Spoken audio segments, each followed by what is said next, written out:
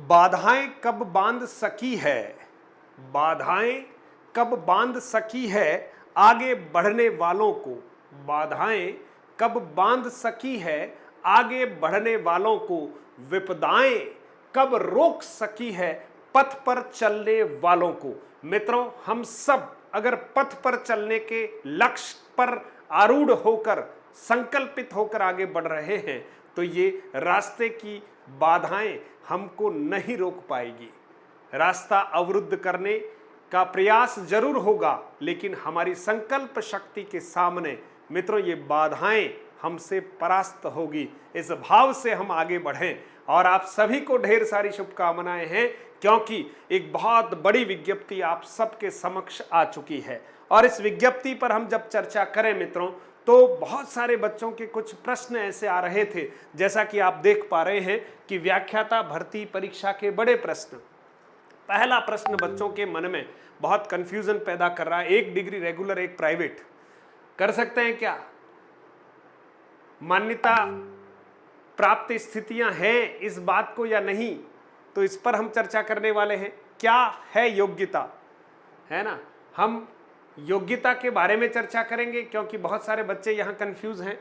और एमए में कितने प्रतिशत होने चाहिए कि मैं व्याख्याता भर्ती का आवेदन कर पाऊंगा। मित्रों, इन सब बातों के साथ आज के सेशन में मैं आप सभी का मित्र डॉक्टर बाल गोपाल शर्मा, हिंदी का एक छोटा सा विद्यार्थी हूं और आप सबकी जिज्ञासाओं का समन करने का प्रयास कर रहा हूं। तो इस वीडियो को अंत तक जरूर देखिएगा मित्रों, क्योंकि इस वीडियो में वो सारी बातें मैं बताने जा रहा हूं जो आपके लिए बहुत महत्वपूर्ण होने वाली है। क्योंकि आप अगर व्याख्याता भर्ती परीक्षा का ऑनलाइन आवेदन करने जा रहे हैं तो पहले से बस कुछ तैयारियां कर लीजिए और आप बिल्कुल क्लियर हो जाएं कि किस तरह से मुझे कार्य करना है। तो मित्रों, आप सभी का स्वागत कर रहा हूं और हम बात करते हैं राजस्थान लोक सेवा आयोग अजमेर द्वारा जो विज्ञापित हमारी विज्ञप्ति है व्याख्याता भर्ती परीक्षा 2022। मित्रों, कुल हमारे पास कितने पद हैं? हमारे पास कुल 6000 पद है मित्रों, 6000 पद है। और इन 6000 पदों की जब हम बात करते हैं तो सर्वाधिक पद जो है वो राजभाषा हिंदी के 1462 पद हैं। और हिंदी से तैयारी करने वाले अभ्यर्थियों के लिए एक सुनहरा अवसर है। यद्यपि हिंदी भाषा में हमारे कॉम्पिटिटर यानी विद्यार्थियों की संख्या भी बहुत है, लेकिन सीटें 1462 निकले या 255 या 857, हमें एक सीट लेनी है। ये मानस बनाकर हमें तैयारी करने का जो हमारा प्रयास है वो रहना चाहिए। बाकी सीटें तो कम ज़्यादा हो सकती है और हमें एक सीट चाहिए, इस संकल्प के साथ हमें तैयारी करना शुरू कर देना चाहिए। मित्रों, हम बात करने वाले हैं आज योग्यता क्या है, इस पर चर्चा करेंगे। क्या बीएससी बीकॉम या इसके साथ एमए हिंदी करने वाला फॉर्म भर सकता है क्या? भाई बीएससी किया है सर मैंने, है ना, मैंने बीकॉम किया है सर, मेरे बीए में जो है हिंदी सब्जेक्ट नहीं रहा, दूसरे सब्जेक्ट रहे, पॉलिटिकल रहा, ज्योग्राफी रहा, हिस्ट्री रहा, इकोनॉमिक्स रहा, है ना, लेकिन मेरा हिंदी नहीं था और एमए में मैंने हिंदी से एमए किया है, तो क्या मैं इस भर्ती परीक्षा में सम्मिलित हो पाऊंगा या नहीं? इन सभी बातों के ऊपर हम चर्चा करने वाले हैं। और भी देखिएगा, क्या एक डिग्री रेगुलर और एक डिग्री प्राइवेट एक ही सत्र में कर रखी है? सत्र एक ही है मित्रों, है ना, एक डिग्री हमने रेगुलर कर रखी है, एक प्राइवेट कर रखी है, अलग अलग यूनिवर्सिटी से कर रखी है। तो क्या यह वैध है, ये बिल्कुल मान्य है या इसमें कोई तकलीफ है? इस पर हम चर्चा करने वाले हैं, इसलिए वीडियो के अंत तक जरूर बने रहिए मित्रों। एमए में कितने प्रतिशत वाले जो हमारे कैंडिडेट्स हैं वो फॉर्म भर पाएंगे, इस पर भी हम चर्चा करने वाले हैं। क्या एमए अंतिम वर्ष या बीएड अंतिम वर्ष वाले छात्र फॉर्म भर सकेंगे? कब तक योग्यता पूरी करनी होगी? ये भी बहुत बड़ा यक्ष प्रश्न रहता है। विज्ञप्ति को ध्यान से पढ़ने पर सारी बातें क्लियर हो जाएगी, लेकिन मुझे ये अच्छे से पता है कि हमारे सारे विद्यार्थी 8 पेज की इतनी लंबी चौड़ी विज्ञप्ति को पढ़ नहीं पाते हैं, इसलिए उस विज्ञप्ति का सारांश आपके सामने लेकर उपस्थित हुआ हूं।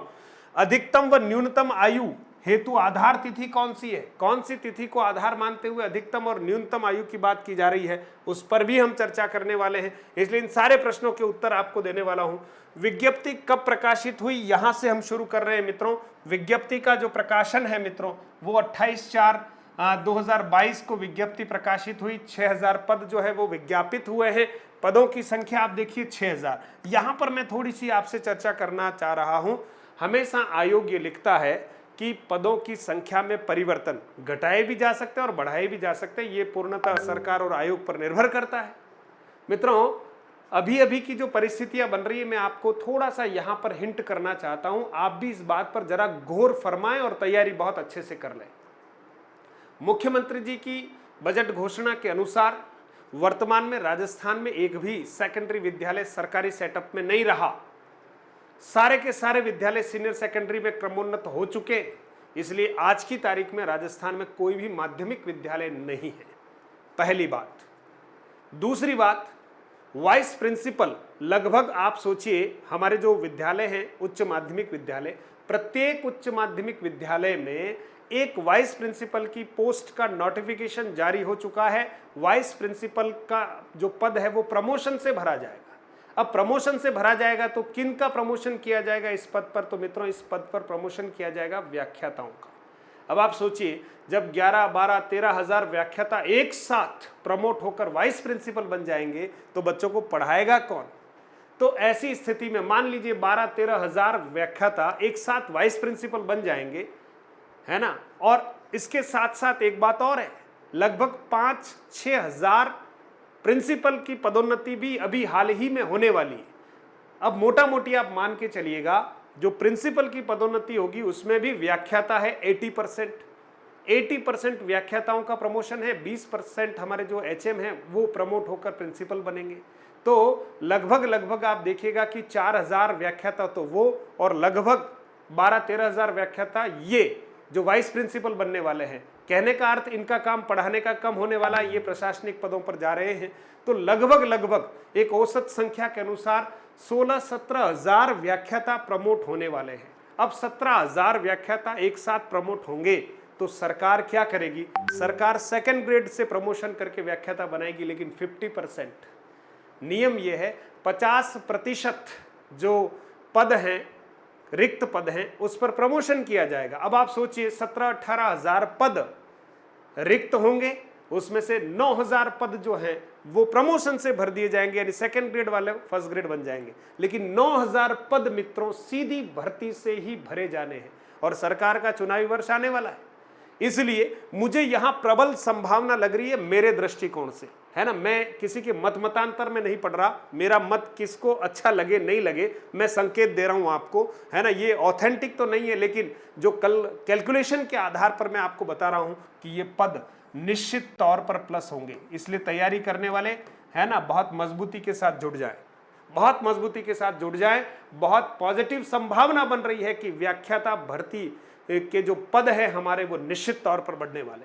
फिर देखिए आवेदन की तिथि 5 मई 2022 से प्रारंभ हो रही है मित्रों। ऑनलाइन आवेदन आपको करना है, आप जानते हैं 4 जून 2022 मध्य रात्रि 12 बजे तक आप ऑनलाइन आवेदन कर लें। अब हम बहुत लंबा इंतजार नहीं करें, जब से ऑनलाइन आवेदन का काम शुरू होगा कर लीजिए आप, है ना। अच्छा समय देखकर आपको जैसा भी उचित लगता है, प्रभु का नाम लेकर, माता पिता गुरु को प्रणाम करते हुए, अपने इष्ट देव को याद करते हुए, जिसको भी आप मानते हैं, आस्तिक है या नास्तिक है, जैसा भी है, जो भी आपको अच्छा लगता है वैसा आप बहुत अच्छे मन से, है ना, ऑनलाइन आवेदन कर लीजिए। आवेदन किस प्रकार से आपको करना है, क्या प्रकार रहने वाला है? तो ऑनलाइन आपको आवेदन करना है मित्रों। चाहो तो ई मित्र पर जाकर आप ऑनलाइन आवेदन कर सकते हैं।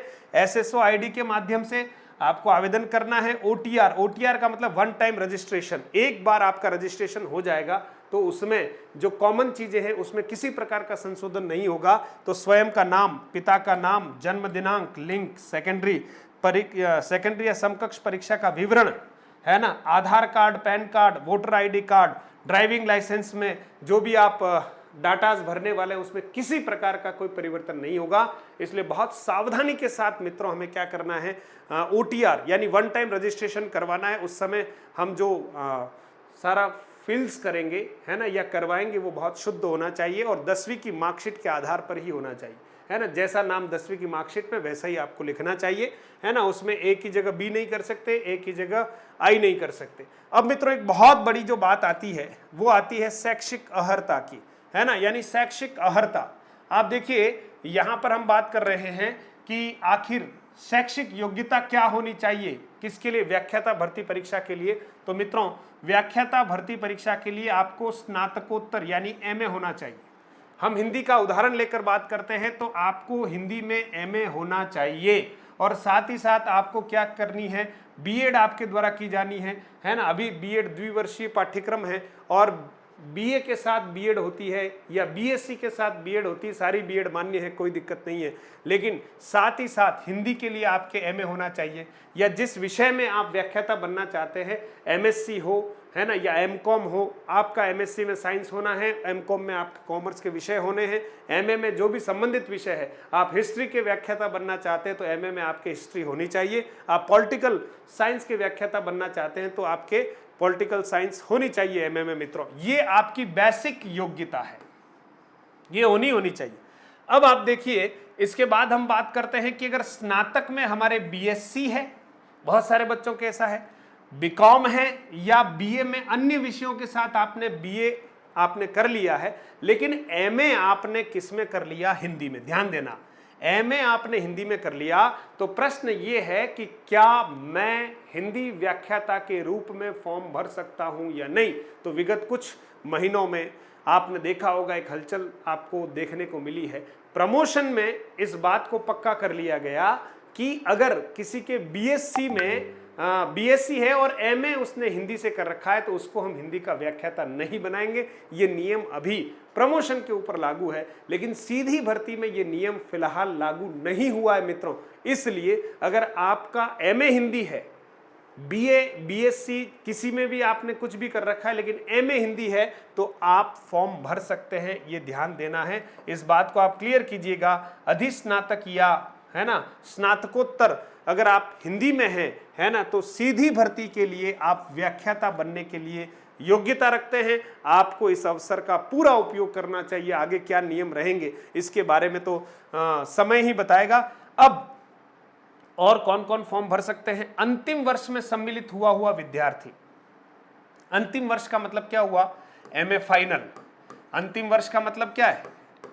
एमए फाइनल, या हो सकता है बीएड फाइनल, यही होगा ना अंतिम वर्ष। तो हो सकता है एमए किसी ने कर लिया और बीएड फाइनल कर रहा हो तो भी वो फॉर्म भर सकता है, या बीएड फाइनल ईयर में आने वाला हो तब भी वो फॉर्म भर सकता है, एमए फाइनल ईयर में आने वाला हो तब भी, और अगर एमए फाइनल ईयर में है तब भी वो ऑनलाइन आवेदन कर सकता है मित्रों। लेकिन आवेदन तो कर सकता है, लेकिन उसको अपनी योग्यता कब पूरी कर लेनी होगी, है ना। तो ध्यान रहे, जिस तारीख को आपकी ये व्याख्याता भर्ती परीक्षा होगी, जिस तारीख को, उस तारीख से पहले आपके पास जो अधूरी योग्यता थी वो पूरी हो जानी चाहिए। पहले की स्थितियों में था कि परीक्षा वो परिणाम आए तब तक हमारी योग्यता पूरी हो जानी चाहिए। अब परिणाम की बात नहीं है, परीक्षा की जो तिथि है ना, तो परीक्षा की तिथि से ठीक पहले आपकी अधूरी योग्यता पूरी हो जानी चाहिए। इस बात को आप अच्छे से क्लियर कर लीजिए। लेकिन प्रतियोगी परीक्षा तिथि से, यही बात मैं यहाँ कह रहा हूँ, प्रतियोगी परीक्षा तिथि से पूर्व ही वांछित योग्यता अर्जित करने का प्रमाण प्रस्तुत करना होगा। इसलिए हमें परीक्षा तिथि से पहले हमें अपनी योग्यता जो अधूरी है उसको पूरी करना है मित्रों। चलिए, यहाँ तक एक बात हो गई। फिर एक बहुत महत्वपूर्ण बात है, छात्र एक डिग्री खुला विश्वविद्यालय से या अन्य विश्वविद्यालयों से स्वयं पाठी प्राइवेट के रूप में करता है, और उसी सत्र में अन्य विश्वविद्यालय से या प्रशिक्षण संस्थान से नियमित रूप से डिग्री प्राप्त करता है, तो वो मान्य होगी, है ना। केंद्र सरकार ने, राजस्थान सरकार ने इस प्रकार के नोटिफिकेशन जारी कर रखे हैं कि एक सत्र में 2 डिग्रियां मान्य उस कंडीशन में है कि एक प्राइवेट हो और दूसरी रेगुलर हो। दोनों डिग्रियां प्राइवेट, दोनों डिग्रियां एक साथ रेगुलर, है ना। आप सोचिए, दोनों डिग्रियां रेगुलर, प्राइवेट छोड़े, दोनों डिग्रियां रेगुलर एक साथ अगर एक सत्र में आप करेंगे तो वो मान्य नहीं है। ध्यान देना, वो मान्य नहीं है। यानी एक ओपन यूनिवर्सिटी से हो सकती है, भले आप, जैसे आप सपोज बीएड कर रहे हैं और बीएड के साथ आपने एमए किया है ओपन यूनिवर्सिटी से, है ना, कोटा खुला से, इग्नू से, तो एक डिग्री बीएड वाली आपकी रेगुलर हो गई और दूसरी डिग्री जो है एमए वाली वो आपकी क्या हुई, प्राइवेट। तो ये डिग्रियां दोनों ही मान्य हैं, आप आवेदन कर सकते हैं, बिल्कुल, है ना, आप बिल्कुल आवेदन कर सकते हैं, कहीं कोई दिक्कत नहीं है। तो मित्रों, ये कुछ बातें मैंने आपके समक्ष रखी है। आशा करता हूं कि आप इन सब बातों के साथ, इन सब बातों के साथ आप अपनी योग्यताओं को, वांछित योग्यताओं को पूरा करते हुए, अच्छा एक बात यहाँ पर और है मित्रों, वो बात ये थी कि अगर आपने एमए कर रखा है, एमए कर रखा है तो उसमें कितने परसेंटेज चाहिए मित्रों, वो आवेदन कर पाएगा मित्रों। तो एमए करने वाला क्या करना है मित्रों, केवल पास होना चाहिए, उत्तीर्ण होना चाहिए, प्रतिशत की कोई बाध्यता नहीं है ना। जो एमए उत्तीर्ण है मित्रों, कोई 50%, 45% ऐसी कोई बाध्यता नहीं है। आपने एमए कर रखी है, प्रतिशत कितने ही हो, आप क्या कर सकते हैं, व्याख्याता भर्ती परीक्षा का आवेदन भर सकते हैं। इसलिए आपको घबराने की आवश्यकता नहीं है, बस एक रणनीति आपको सटीक बनानी है। सटीक रणनीति के साथ अगर आप तैयारी करते हैं तो ये जो वर्ष है आपके लिए, है ना, एक स्वर्णिम वर्ष होगा आपके जीवन का, क्योंकि आप राजस्थान शिक्षा विभाग की उस प्रतिष्ठित भर्ती परीक्षा के परीक्षार्थी बनने जा रहे हैं जो बहुत प्रतिष्ठित है। और शिक्षा विभाग में इस परीक्षा को RES, राजस्थान एजुकेशन सर्विस के नाम से जानते हैं। इसलिए आपको इस भर्ती परीक्षा को बहुत गंभीरता से लेना है। गंभीरता का मतलब ये नहीं कि कल से आपको बिल्कुल गुमसुम रहना है, कहने का मतलब एक प्लानिंग बना लीजिए, एक रणनीति बना लीजिए कि इस बार, और मैंने आपको संकेत भी दे दिए। अब परीक्षा कब होगी, परीक्षा कब होगी इसके बारे में एक बहुत बड़ा प्रश्न है कि परीक्षा कब होगी मित्रों। मुझे ऐसा लगता है कि पहले सेकंड ग्रेड की वैकेंसी सरकार निकाल चुकी है, तो फर्स्ट ग्रेड से पहले सेकंड ग्रेड की ही परीक्षा होगी, ये बात तय है। तो फर्स्ट ग्रेड की परीक्षा सेकंड ग्रेड के बाद होगी। अब सेकंड ग्रेड के बाद होगी तो मित्रों, अगर सेकंड ग्रेड की परीक्षा अक्टूबर से दिसंबर के बीच में अगर कहीं प्रस्तावित होती है, आप सोच लीजिए, हालांकि अभी आधिकारिक तौर पर कुछ नहीं कहा गया है, विज्ञप्ति में लिखा गया है कि अलग से आपको बता दिया जाएगा, लेकिन आप सोचिए अगर ये परीक्षा सेकंड ग्रेड की अक्टूबर से दिसंबर के बीच में होती है मित्रों, तो मुझे यूं लगता है या तो दिसंबर में फर्स्ट ग्रेड या 2023 के प्रारंभिक महीनों में फर्स्ट ग्रेड की भर्ती परीक्षा होगी, ऐसा मेरा एक अनुमान है। ये कितना सटीक बैठेगा वो समय ही आपको बताएगा, लेकिन तैयारी के लिए आपके पास बहुत अच्छा समय। परीक्षा का पैटर्न क्या है मित्रों, मल्टीपल चॉइस क्वेश्चंस आपके सामने आने वाले हैं। परीक्षा में प्रश्न पत्र कितने होने वाले हैं, 2 प्रश्न पत्र होने वाले हैं। एक जीके का प्रश्न पत्र है, प्रथम प्रश्न पत्र जिसको हम कह रहे हैं, मोटे तौर पर जीके, सामान्य ज्ञान विज्ञान का एक प्रश्न पेपर आपके सामने होने वाला है, जिसमें आपके कुछ प्रश्न जो हैं वो भाषा से, गणित से, इससे संबंधित भी पूछे जाएंगे। तो वो फर्स्ट पेपर है जिसमें 75 प्रश्न आने वाले हैं और 150 अंक का है। द्वितीय पेपर आपके सब्जेक्ट का होगा मित्रों, उसमें 150 प्रश्न आने वाले हैं और 300 अंक का ये प्रश्न पत्र होने वाला है। तो आप सोचिए कुल मिलाकर आपको 450 अंकों का एक पेपर, जो एक परीक्षा पूरी आपको देनी है, जिसमें अधिकतम अंक आपको लाने हैं, है ना, तभी जाकर हमारा चयन होने वाला है। प्रतियोगिता का युग है और बहुत कड़ी प्रतिस्पर्धा है बच्चों के मध्य में, इसलिए एक सीट के लिए आपको कई लोगों से, है ना, मानसिक रूप से लड़ना पड़ेगा, इसलिए अपने आप को तैयार कर लीजिए मित्रों। तो मल्टीपल चॉइस के क्वेश्चंस रहने वाले हैं, ठीक है।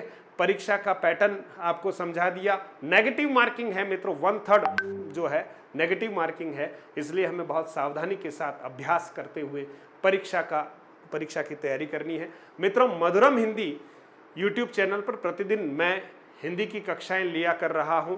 विगत 6 माह से निरंतर कक्षाएं ले रहा हूं। 9 बजे प्रतिदिन मैं आप सभी से यूट्यूब पर मिलता हूं। तो आप सबसे आग्रह है, जितने मित्र इस वीडियो को सुन पा रहे हैं वो ज़रूर चैनल को सब्सक्राइब कर लीजिएगा, ताकि हमारी मुलाकात होती रहे। और साथ ही साथ जो फर्स्ट ग्रेड की तैयारी करने वाले अभ्यर्थी हैं, हिंदी की बात कर रहा हूँ स्पेशली, वो मधुरम हिंदी ऐप पर कोर्स है, उसका उपयोग कर सकते हैं। राजस्थान में बहुत न्यूनतम मूल्य में मधुरम हिंदी की तरफ से कोर्स रखा गया है, केवल सहायता शुल्क है ताकि आपका मन पढ़ने में लगा रहे बराबर, है ना। तो केवल 3,999 रुपये में आपको फर्स्ट ग्रेड का हिंदी का पूरा कोर्स, जिसमें पेडागोजी वाला पोर्शन नहीं रहेगा, इसका आप अच्छे से मधुरम हिंदी ऐप पर आप विजिट कर सकते हैं। आपको ठीक लगे तो आप कोर्स ले सकते हैं मित्रों। पुराने पेपर्स और मॉडल पेपर्स की भी हम चर्चा करेंगे। और प्रति रविवार, क्षमा कीजिएगा, प्रत्येक संडे को हम मधुरम हिंदी ऐप पर निःशुल्क टेस्ट लेते हैं मित्रों, उसमें आप ज़रूर भाग लीजिएगा। आपकी तैयारी मैं कहीं न कहीं ये मील का पत्थर साबित होने वाला है। और हमारा टेलीग्राम चैनल है जिस पर बहुत सारी PDF और अपडेट्स शेयर करता हूँ प्रत्येक वीडियो के। इस वीडियो के भी डिस्क्रिप्शन में आप देखेंगे तो हमारा टेलीग्राम चैनल का लिंक उसमें मिल जाएगा। मैं आशा करता हूँ कि आप बहुत अच्छे भाव से, बहुत सकारात्मक ऊर्जा के साथ, मन में नए नए सपनों और उमंगों के साथ आप तैयारी करेंगे। मुस्कुराते हुए तैयारी कीजिए मित्रों। आपसे ये जो मित्र बात कर रहा है व्याख्याता भर्ती परीक्षा में, है ना, 2008 की वैकेंसी में, जब हमारा परीक्षा का परिणाम 2010 में आया था मित्रों, तो पूरे राजस्थान में माता पिता और गुरुदेव के आशीर्वाद से, है ना, आप सबकी शुभकामनाओं से प्रथम स्थान प्राप्त हुआ था। ये बात इसलिए बता रहा हूँ कि आप मोटिवेट हो, प्रेरणा लें मित्रों। 26 सीटें थी, उस समय भी प्रथम स्थान प्राप्त करने का सौभाग्य मुझे मिला है। इसलिए अभी तो 1462 सीटें हैं मित्रों आपके पास, और मैंने संकेत दे दिया कि ये भी बढ़ने वाली है। तो फिर तैयारी कीजिए ना, है ना, तैयारी कीजिए ना। सफलता तो आपके बिल्कुल पास खड़ी है, बस तैयारी करके अपना परिचय उससे बढ़ाइए। एक दिन जरूर आपके गले में विजय श्री की माला सफलता जरूर पहनाने वाली है। तो मित्रों, बहुत बहुत धन्यवाद, आप जुड़े रहें, और कोई अपडेट्स होगा तो ज़रूर मैं आपके सामने उपस्थित होऊंगा। अगर ये जानकारी आपको ठीक लगती है तो अपने मित्रों तक ज़रूर इस जानकारी को पहुंचाइएगा, वीडियो को शेयर कीजिएगा, और यूट्यूब चैनल को आप सब्सक्राइब कीजिएगा, मधुरम हिंदी ऐप को डाउनलोड कीजिए, टेलीग्राम चैनल को ज्वाइन कीजिए। और आप सबके लिए ऑल द बेस्ट, धन्यवाद।